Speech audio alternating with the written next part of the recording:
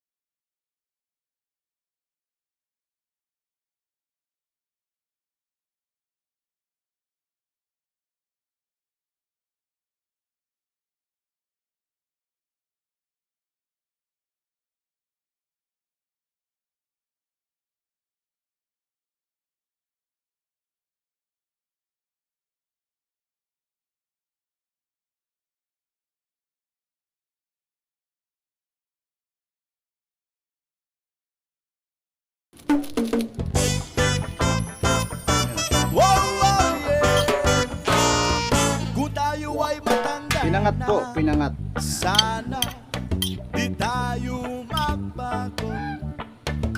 Kailanman, nasaan man, ito ang pangarap. Tapos makuha dahon. mo ba Ito. kaya ako'y Ito lang po akan ibabalik. yakapin. Oh, oh, oh, oh, oh. Hanggang sa pagtanda Ngayon, natin.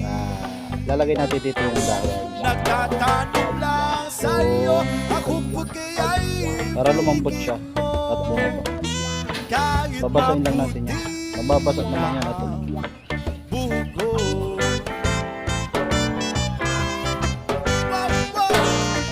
Upang dating ang Para pagbalot natin eh ang iyong buhok ay pababa puputi na. na. Ganyan lang yan. Sabay tayong mga Asin palang tago. Ay, harap ng nakaraan sa atin. Ang nakalipas ay ibabalik natin. Oh, oh, oh, oh, oh. Tapos itong ano? Ipapaalala ko sa'yo Yung ang aking pinaka-unang lagyan. pangako na ang Lalagyan na natin ng timpla yan. pag-ibig ko'y Kasi laging yan sa'yo. yung magpapalas sa kanya. Kahit maputi na ang Ayan. buko. Pure na pure yan. Ito na siya.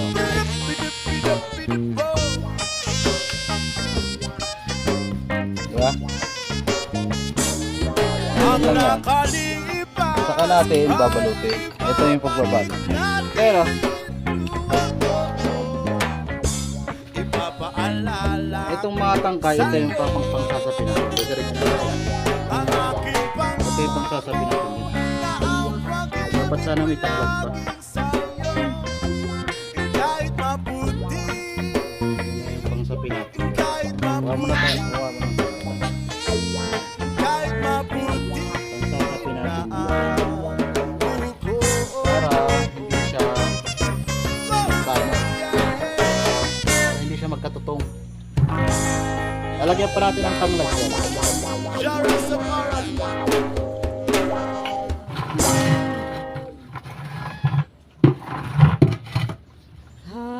Ayan na, meron na tayong tangla dito. Ayan. Tutuloy lang natin yan sa pilalim. Diba? Isa pina. Tapos yung pagbabalot ganito. Ayan. Bali dalawang ano po, doble. Para hindi po siya mapunit pag halimbawa ay malambot. Malinis na po yan. Ayan lang po yan. Lagyan natin ng dahon.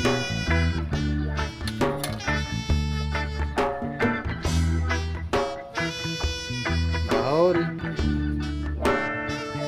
Simiyat. Dahon na. Tapos sa gitna ng dahon dito, lagyan natin ng palaman. Palaman. Ayan. Ganyan lang karami yung palaman. Tapos lagyan ng unang gata. Tingnan nyo naman kung gaano ka-creamy yan. Saka natin i-press. Kung tama yung pagtupi natin. Sa mga expert dyan, pasensya na po. Ayan na po yan. Saka po natin tatalian ng dahon. Diba?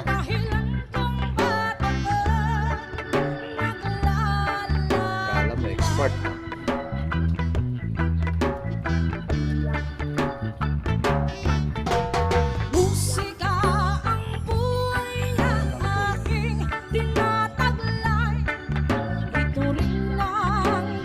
Habang may mga uling pa yung daliri natin. Ayan na. Ayan na po ang ating finished product.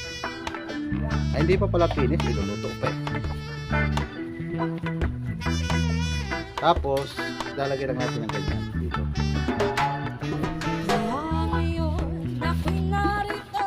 Tingnan natin kung ilan yung magagawa natin sa napag-imayan natin. Ganun pa rin yung proseso. Pagpatungin yung dalawang dahon, lagyan ng hinimay na dahon. Ito. Ayan. Hinimay na dahon. Lagyan ng palaman sa gitna.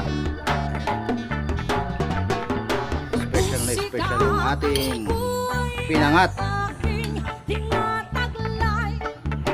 Lutong Bicol pa rin po tayo. Siyempre, pag lutong Bicol, di po maalis yan yung ating data. Diba?